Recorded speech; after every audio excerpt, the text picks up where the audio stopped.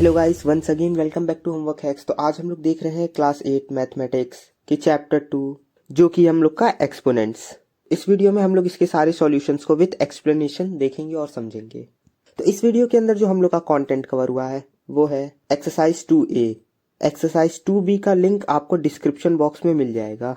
तो शुरू करते हैं अपने एक्सरसाइज 2A को सॉल्व करना। तो एक्सरसाइज 2A का पहला क्वेश्चन कह रहा है कि हम लोग को express each of the following in exponential form. हम लोग को जो भी डाटा दिया हुआ है इस डाटा का हम लोग को एक्सपोनेंशियल फॉर्म लिखना है। एक्सपोनेंशियल फॉर्म का मतलब होता है ये कि x अपॉन में y और यहाँ पे इसका हम लोग पावर लिखते हैं। तो इस तरीके के फॉर्म को हम लोग कहते हैं एक्सपोनेंशियल फॉर्म। तो अगर हम लोग को इसका एक्सपोनेंशियल फॉर्म लिखना होगा तो हम लोग देखिए कि ऊपर प्रेजेंट है 2 4 टाइम्स, तो एक हर जगह 2 है तो हम लोग 2 लिख दिया और नीचे 3 कॉमन है तो 3 लिख दिए।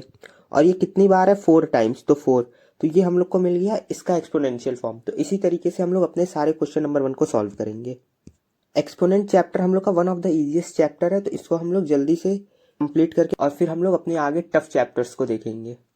तो क्वेश्चन नंबर 1 हम लोग देख लिए कि कैसे हो रहा कि हर जगह न्यूमरेटर में 2 है तो 2 हम लोग लिख दिया, फिर डिनोमिनेटर में 3 है तो 3 लिख दिया और ये पूरा अपीयर हो रहा है 4 टाइम्स। तो ये है इसका एक्सपोनेंशियल फॉर्म।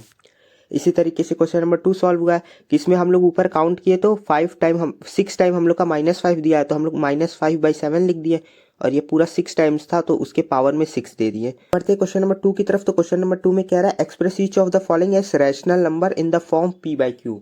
तो अभी तक हम लोग एक्सपोनेंशियल फॉर्म में कर रहे थे, अब हम लोग का एक्सपोनेंशियल फॉर्म बना हुआ है और हम लोग को इसको रैशनल फॉर्म में बनाना है। तो रैशनल फॉर्म मतलब होता है पूरा सॉल्व किया हुआ है। तो जैसे कि पहला है हम लोग का 4/7 और ये पावर में 3 है, तो पावर में 3 मतलब हम लोग इसको 3 टाइम्स लिखेंगे। लेकिन 3 टाइम्स लिखेंगे और इन लोग के बीच में जो साइन रहेगा वो हम लोग का मल्टीप्लीकेशन का साइन रहेगा। कितने लोग यहाँ पे प्लस का या माइनस का साइन लगाते हैं और फिर उन लोग का पूरा सॉल्यूशन ही गलत हो जाता है। तो ये हो गया हम लोग जो हम लोग का क्वेश्चन था 4/7 उसको हम लोग 3 टाइम्स लिख दिए क्योंकि पावर में 3 था। और इसके बाद हम लोग को इसको मल्टीप्लाई करके सॉल्व करना है। तो इसका मल्टीप्लिकेशन कुछ इस तरीके से होता है कि हम लोग पहले 4 × 4 करते हैं तो हम लोग का 4 4 जा मिल जाता है 16। फिर हम लोग 16 × 4 करते हैं तो जिसका आउटपुट हम लोग को यह आंसर मिलेगा 64। सेम इसी तरीके से नीचे होगा कि 7 × 7 हम लोग किए तो ये मिल गया हम लोग को 47। फिर हम लोग 47 × 7 किए तो ये हम लोग को मिल गया 343। तो ये है हम लोग का इसका रैशनल फॉर्म। ये रहे इसके बचे हुए क्वेश्चंस के सॉल्यूशन कि हम लोग क्वेश्चन नंबर 1 अपना देख के आए हैं, सेकंड का कि कैसे सॉल्व हो रहा। 2 भी इसी तरीके से सॉल्व हुआ कि हम लोग का दिया था -2/3 और ये लिखना था हम लोग को 7 टाइम्स। तो हम लोग -2/3 पूरा टोटल 7 टाइम्स लिख लिए। उसके बाद हम लोग क्या किए, नॉर्मल मल्टीप्लिकेशन किए कि 2 2 जा 4, फिर 4 2 जा 8, फिर यहाँ 2 2 जा 4, 4 2 जा 8, 8 2 जा 16, फिर ये 16 × 8 कर दिए। जैसे कि फिर यहाँ पे मल्टीप्लाई हुआ कि 3 × 3, फिर 3 से जो भी हम लोग का वैल्यू आएगा 9, फिर 9 को 3 से, फिर उस जो भी वैल्यू आएगा उसको 3 से, ऐसे मल्टीप्लाई करते गए। तो हम लोग का जो आंसर मिला वो ये मिला कि -128/2187। यहाँ पे एक और चीज नोटिस करने वाली बात है कि यहाँ पे पावर हम लोग को जो दिया था वो ऑड नंबर दिया था। अगर ये पावर हम लोग का 7 की जगह 8 रहता तो ये जो हम लोग का माइनस में 2 है ये माइनस साइन हट जाता, क्योंकि जब भी किसी नंबर के ऊपर जो पावर लगा रहता है वो हम लोग का इवन रहता है तो उस नंबर का जो सब्ट्रैक्शन साइन है या वो जो नंबर का हम लोग का माइनस का साइन होता है, नेगेटिव साइन होता है, वो हट जाता है, वो पॉजिटिव में चेंज होता था। अगर यहाँ पे 2 का पावर 8 लिखा रहता तो हम लोग इस 2/3 को 1 एक बार और लिखते और आंसर में जो सब्ट्रैक्शन का साइन है उसको नहीं लगाते। देख लेते हैं सेकंड का थर्ड क्वेश्चन। तो सेकंड के थर्ड क्वेश्चन में देखिए यहाँ पे 2 के साथ माइनस का साइन लगा है, लेकिन इसका पावर जो 8 है वो हम लोग का इवन नंबर है तो इसीलिए हम लोग -1/2 हर जगह लिखे हैं। लेकिन जब इसका हम लोग मल्टीप्लीकेशन किए हैं तो यहाँ पे हम लोग का जो आंसर आया वो 1/256 आया है। यहाँ पे -1/256 नहीं आया है क्योंकि इसका पावर जो लगा है वो इवन लगा है। तो ये कुछ बेसिक्स रूल होते हैं जो आप लोग को पता होना चाहिए। ऑब्वियस सी बात है ये सब आप लोग क्लास 7 में ऑलरेडी पढ़ चुके हैं, बस ऐसा रिमाइंडर हम आप लोग को बताते चल रहे हैं। का फोर्थ भी इसी तरीके से सॉल्व हुआ कि -2 हम लोग को 3 टाइम्स लिखना था तो हम लोग 3 टाइम्स लिख दिए। उसके बाद नॉर्मली मल्टीप्लाई कर दिए कि 5 5 जा 25, फिर 25 × 5 हम लोग का हो गया 125, फिर 2 2 जा 4, फिर 4 2 जा 8, तो ये हम लोग का -125/8 इसका आंसर मिल गया। तो अब देखते हैं क्वेश्चन नंबर 3। तो क्वेश्चन नंबर 3 में कह रहा है express each of the following rational number in power notation. हम लोग को एक रैशनल नंबर दिया और हम लोग को इसका पावर नोटेशन बताना, हम लोग को इसको पावर में चेंज करना है। पावर में चेंज करने के लिए हम लोग इन लोग का पहले ले लेंगे एलसीएम। और आई होप कि आप लोग क्लास 8 में पहुंच गए हैं तो आप लोग को एलसीएम, बेसिक्स एलसीएम लेना तो आता होगा। जब आप लोग एलसीएम लेंगे तो आप लोग का 9 का मिल जाएगा 3 × 3, 3 3 का होता है हम लोग का 9, और फिर 64 के लिए आप लोग को मिल जाएगा 6 × 2, 6 × 2 मिल गया। और इसके बाद का जो स्टेप है वही आप लोग को ध्यान से समझना है कि ऊपर तो हम लोग का 3² बन गया लेकिन नीचे हम लोग को भी स्क्वायर में तो नंबर बनाना पड़ेगा, कि ऊपर अगर स्क्वायर में है तो नीचे भी स्क्वायर में बनाना होगा, तो ही हम लोग उसको प्रॉपर पावर नोटेशन में शो कर पाएंगे। तो क्योंकि देखिए ऊपर 3 है और हम लोग स्क्वायर कर रहे हैं यहाँ पे, तो 3 इंटू 3 हम लोग का 9 आउटपुट दे देगा। सेम उसी तरीके से नीचे हम लोग को 64 बनाने के लिए हम लोग क्या करेंगे, हम लोग देखेंगे कि ये 2 इंटू 2 4 होता है और 4 2 8। सेम इसी तरीके से यहाँ 2 4 होगा और 4 2 हम लोग का दे देगा 8। तो हम लोग नीचे 8 स्क्वायर लिख सकते हैं, कि जब इसको फिर हम लोग ओपन करेंगे तो 3 का स्क्वायर हम लोग को 9 दे देगा और 8 का स्क्वायर हम लोग को 64 दे देगा। अगर आप लोग के पास नॉलेज है और आप लोग इसका स्क्वायर अपने मन में ही निकाल सकते हैं, कि आप लोग को पता है कि 9 जो है वो 3 का स्क्वायर है, 64 जो है वो 8 का स्क्वायर है, तो आप लोग इस पूरे स्टेप को चाहे स्किप कर सकते हैं और डायरेक्ट आंसर इसका लिख सकते हैं कि 3/8 और फिर इसका होल स्क्वायर। बस उसी मेथड को यूज करके यहाँ पे हम लोग नंबर 3 के सारे क्वेश्चंस को सॉल्व करें।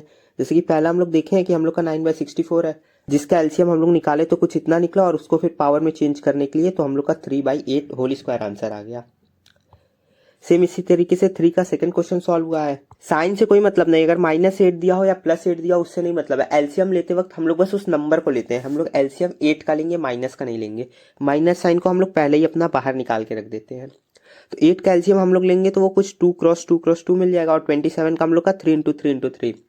तो यहाँ पे ऊपर भी 3 टाइम्स है, नीचे भी 3 टाइम्स है, तो हम लोग नॉर्मली अपना लिख सकते हैं कि -2/3 और इसका पावर 3।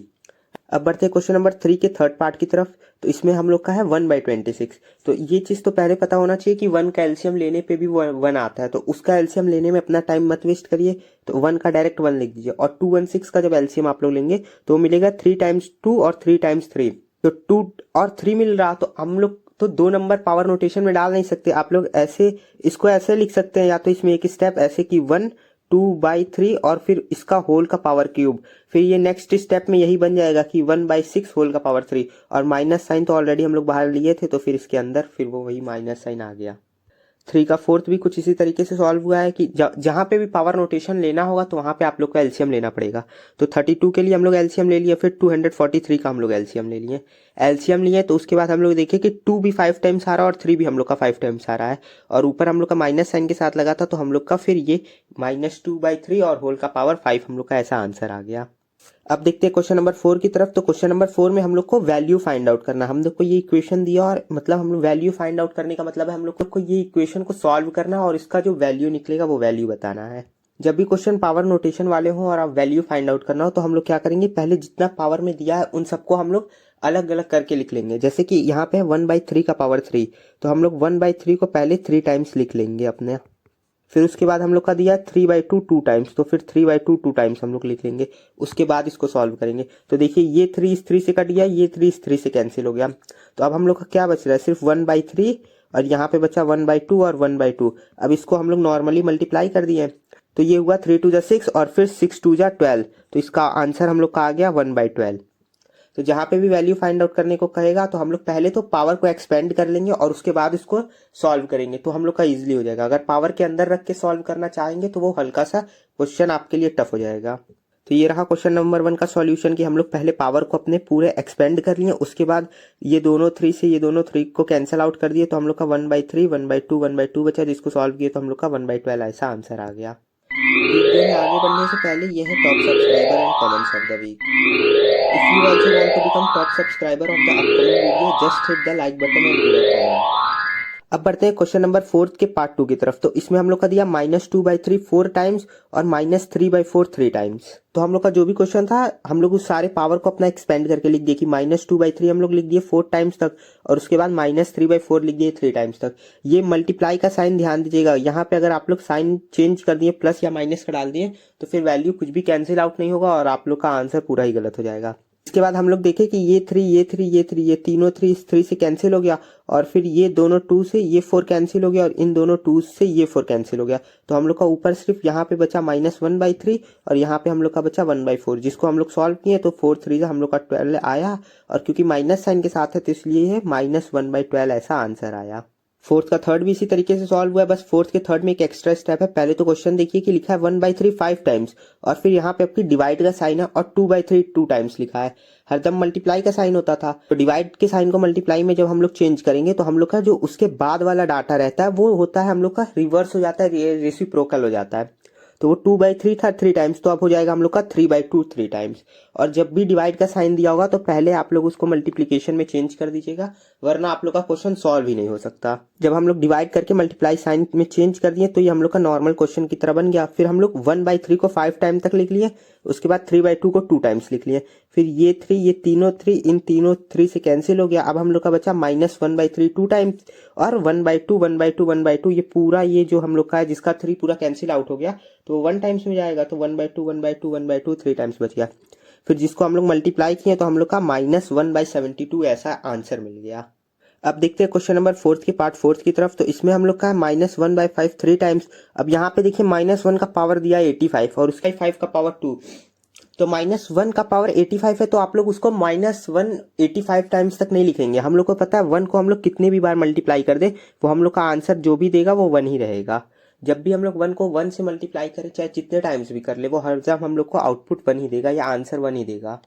तो हम लोग का 1/5 हम लोग 3 टाइम्स तक लिख लिए। फिर -1 को हम लोग क्या करेंगे एक ही बार लिखेंगे, और बाकी हम लोग को एक्सपोनेंट बनाना पता है कि जब भी कोई नंबर 1 दिया रहता है तो उसके बेस में 1 हम लोग अपने आप से भी लगा सकते हैं और वो आंसर में कोई भी चेंज नहीं करता।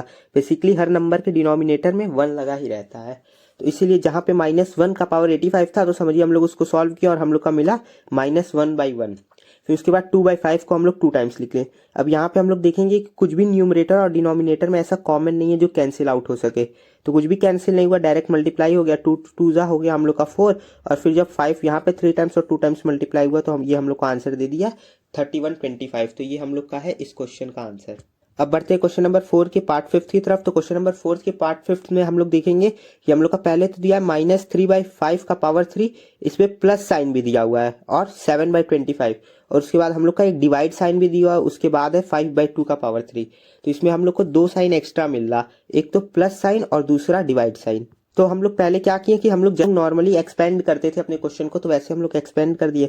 -3/5 को हम लोग 3 टाइम्स तक लिख लिए, उसके बाद हम लोग का 7/25 प्लस साइन के साथ था तो उसको ऐड कर दिए उसमें, और फिर 5/2 यहाँ डिवाइड साइन के साथ था। हम लोग को पता है डिवाइड साइन को मल्टीप्लीकेशन में चेंज करेंगे तो उसके बाद जो भी डाटा रहता है वो हम लोग का रेसिप्रोकल हो जाता है। तो 5/2 बन गया हम लोग का 2/5, और ये लिखना था हम लोग को 3 टाइम्स तक, तो हम लोग 3 टाइम तक लिख दिए। अब हम लोग को क्या करना है, अब हम लोग पहले ब्रैकेट को सॉल्व करेंगे क्योंकि बोर्ड मास कहता है पहले ब्रैकेट सॉल्व होगा। तो पहले तो हम लोग 5 × 5 × 5 किए तो ये हम लोग को 125 दे दिया, और यहाँ पे 3 × 3 × 3 हुआ तो ये हम लोग को -27 दे दिया। उसमें हम लोग को 7/25 को प्लस करना है, और इस पार्ट को हम लोग सॉल्व किए तो ये हम लोग को दे दिया 8/25। अब यहाँ पे हम लोग 125 और 25 का एलसीएम लिए तो वो हम लोग को मिला 25। उसके बाद जब ये 125 यहाँ पे भी 125 है तो यहाँ पे नॉर्मली -27 आ गया, और यहाँ पे जो 25 है तो हम लोग को पता है कि 25 125 के टेबल में आता है 5 टाइम्स में, तो 5 × 7 हुआ तो ये हम लोग को दे दिया 35। इस स्टेप को, ये स्टेप जिसको नहीं समझ आ रहा हो वो यहाँ पे एक बार देख ले कि हम लोग पहले तो एलसीएम लिए तो एलसीएम हम लोग का मिल गया 125। उसके बाद हम लोग को पता है कि हम लोग फिर उसके बाद ये अपने इसके डिनोमिनेटर को देखते हैं कि ऊपर भी 125 है तो ये हो गया 1 × -27। उसके बाद प्लस साइन के साथ लोग का यहाँ पे दिया है 25 और यहाँ पे दिया है 125, तो 25 के टेबल में जो 125 है वो आता है 5 टाइम्स में, तो ये हो जाएगा 5 × और जो भी न्यूमरेटर में रहता है वो मल्टीप्लाई हो जाता, तो ये 5 7 जाऊगा तो ये हम लोग को दे दिया यहाँ पे 35 और -27। तो और ये जो 8 × 25 है ये यहीं से आ गया, -27 और +35 को सॉल्व करेंगे तो ये हम लोग का दे देगा 8/125, और उसके बगल में जो नंबर है वो भी हम लोग का है 8/125, जिसको फर्दर हम लोग मल्टीप्लाई करेंगे तो हम लोग का 64/15 625 ऐसा आंसर मिल गया। अब देखते हैं क्वेश्चन नंबर 5 को। तो क्वेश्चन नंबर 5 में हम लोग को रेसिप्रोकल फाइंड आउट करना है। रेसिप्रोकल मतलब होता है उल्टा करना है जो भी लिखा हुआ है, न्यूमरेटर का डिनोमिनेटर और डिनोमिनेटर को न्यूमरेटर में लिखना है। जैसे कि यहाँ पे हम लोग का 16 न्यूमरेटर में और 125 डिनोमिनेटर में, तो इसका रेसिप्रोकल जो आएगा वो हम लोग का हो जाएगा ये हम लोग का इसका है एग्जैक्ट रेसिप्रोकल। रेसिप्रोकल मतलब होता है न्यूमरेटर को डिनोमिनेटर और डिनोमिनेटर को न्यूमरेटर से रिप्लेस करना। और ये है इसके सॉल्यूशन के 5th के 1 हम लोग देख लिए कि 16/125 था तो इसका रेसिप्रोकल हो जाएगा 125/16। सेम इसी तरीके से 5th का सेकंड सॉल्व होगा, इसमें है -27/64 तो इसमें हम लोग का आ जाएगा 64/-27। और इस रेसिप्रोकल में साइन का ज़्यादा ध्यान रखिएगा कि जब न्यूमरेटर में बस साइन लगा तो वो साइन डिनोमिनेटर में जाएगा, हरदम जो नंबर चेंज होता है वो अपने साइन के साथ होता है। सेम इसी तरीके से फिफ्थ का थर्ड सॉल्व हुआ, इसमें हम लोग का दिया -3/4। तो अभी हम लोग देखे थे कि कोई भी नंबर अगर जैसे हम लोग के 1 के केस में देखे थे -1 था, तो हम लोग अब डिनोमिनेटर में खुद से 1 ले सकते हैं और वो गलत नहीं होता है। तो इसी तरीके से हम लोग इसके डिनोमिनेटर में अज्यूम कर लिए कि 1 था, तो इसका रेसिप्रोकल हुआ, तो हम लोग का -3/4 न्यूमरेटर पे आ गया। और फिर जब हम लोग इसको ओपन करके लिखे तो पावर हम लोग का ऊपर चल जाएगा, क्योंकि 1 का पावर 4 हो या 1 का पावर कितना भी हो, वो आउटपुट हरदम हम लोग को 1 देगा। इसी तरीके से फिफ्थ क्वेश्चन का फोर्थ पार्ट भी सॉल्व हुआ है, किसमें हम लोग का था -3/7 और ये माइनस का साइन न्यूमरेटर पे था, तो यहाँ पे आया डिनोमिनेटर में लग गया और पावर 2 एज इट इज रहेगा। तो बस इस वीडियो को यहीं पे खत्म करते हैं। एक्सरसाइज 2B का लिंक आपको डिस्क्रिप्शन बॉक्स में मिल जाएगा। आई होप ये वीडियो आप लोग को पसंद आया हो। अगर आप लोग को ये वीडियो अच्छा लगा तो please hit the like button and don't forget to share this video with your friends.